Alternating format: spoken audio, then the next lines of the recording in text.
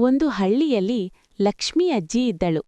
ಅವಳಿಗೆ ಒಬ್ಬಟ್ಟು, ಹೋಳಿಗೆ ಮಾಡೋದು ತುಂಬಾ ಇಷ್ಟ. ಹಬ್ಬ ಬಂದ್ರೆ ಸಾಕು, ಅಜ್ಜಿ ಮನೆಯಲ್ಲೆಲ್ಲ ಸಿಹಿ ಸುವಾಸನೆ ಹರಡುತ್ತಿತ್ತು. ಒಂದು ದಿನ ಯುಗಾದಿ ಹಬ್ಬ ಬರ್ತಿತ್ತು.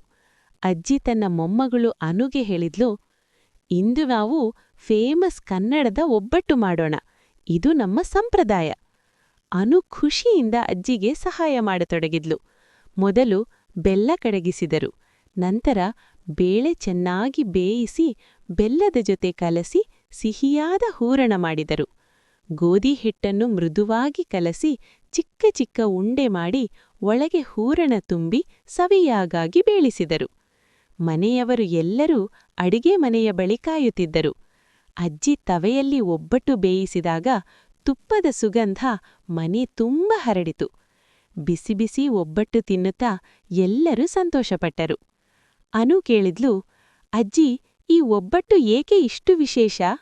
ಅಜ್ಜಿ ನಗುತ್ತಾ ಹೇಳಿದ್ಲು, ಇದು ಕೇವಲ ಸಿಹಿ ತಿನಿಸು ಅಲ್ಲ, ಇದು ನಮ್ಮ ಮನೆಯ ಪ್ರೀತಿ ಮತ್ತು ಸಂಪ್ರದಾಯದ ರುಚಿ. ಆ ದಿನದಿಂದ ಅನು ಪ್ರತೀ ಹಬ್ಬಕ್ಕೂ ಅಜ್ಜಿಯ ಜೊತೆ ಒಬ್ಬಟ್ಟು ಮಾಡ್ತಾ ಬಂದ್ಲು. ಅವರ ಮನೆಯ ಸಿಹಿ ಕಥೆ ಹಳ್ಳಿಯಲ್ಲೇ ಫೇಮಸ್ ಆಯಿತು. ನೀತಿ, ಸಂಪ್ರದಾಯ ಮತ್ತು ಕುಟುಂಬದ ಪ್ರೀತಿ ನಮ್ಮ ಜೀವನದ ನಿಜವಾದ ಸಿಹಿ.